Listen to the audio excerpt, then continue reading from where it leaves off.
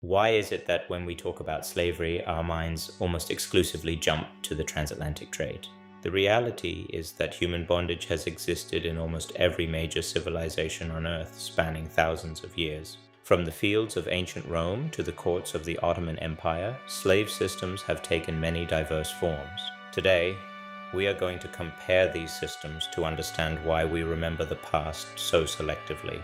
This is a journey into the mechanics of history and the power of narrative framing. Our story begins with the very first complex societies. In Mesopotamia, the Code of Hammurabi already laid out laws for slavery. Slavery wasn't an anomaly, it was an integrated part of the social and economic fabric of early civilization. In ancient Greece, the cradle of democracy, slavery was essential. Even philosophers like Aristotle defended it. Most were war captives or victims of piracy. They worked in households, workshops, and the notorious silver mines of Laurium. But it was Rome that created perhaps the most slave-dependent economy in the ancient world through massive conquest. By some estimates, at the height of the empire, 1 in 3 people in Italy was enslaved. They were the backbone of agriculture, construction, and domestic service. But notice one critical detail: it wasn't about race. In these societies, slavery was based on status, debt, or religion. A Roman slave could be from Britain, Gaul, or North Africa. Manumission, the act of freeing a slave, was common, and former slaves could often integrate into society as citizens. This open system of slavery differed significantly from the hereditary, race-based chattel slavery we often focus on today. In Egypt, while large-scale construction often used corvée labor, slavery existed for household and military roles. The conditions varied wildly. Mining was often a death sentence, while household roles could involve significant trust. Religions of the time generally accepted slavery as a natural part of the human hierarchy, provided certain rules were followed. As the ancient world gave way to the medieval, the geography of slavery began to shift and expand. Slavery was a global norm, not a regional exception, but how did it evolve in Africa and the Arab world? Long before the first European ships arrived on the West African coast, internal slave systems were well established.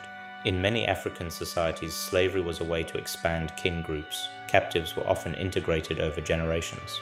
It was frequently more about domestic servitude or military service than the industrial plantation labor we see later. Simultaneously, the Arab or Islamic slave trade operated for over a millennium, transporting millions across the Sahara and Indian Ocean. Enslaved people came from sub-Saharan Africa, but also from Europe and Central Asia, the Zanj and the Slavs. The primary distinction here was often religious. Islamic law prohibited the enslavement of fellow Muslims. In this world, an enslaved person could rise to high rank, sometimes even becoming military commanders or advisors. However, brutal conditions also existed, as seen in the Zanj rebellion in southern Iraq, where enslaved salt miners rose up. The Indian Ocean trade linked East Africa with India and China, creating a complex web of human movement. This system lasted over 300 years. It was deeply intertwined with religion, geography, and local power structures. While different in scale and ideology from the Atlantic trade, its impact on the demographics of the Middle East was profound.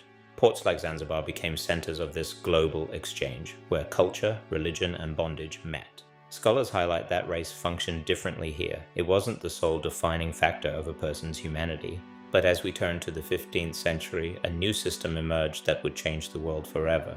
The transatlantic slave trade was not just a continuation of the past, it was a radical industrial departure.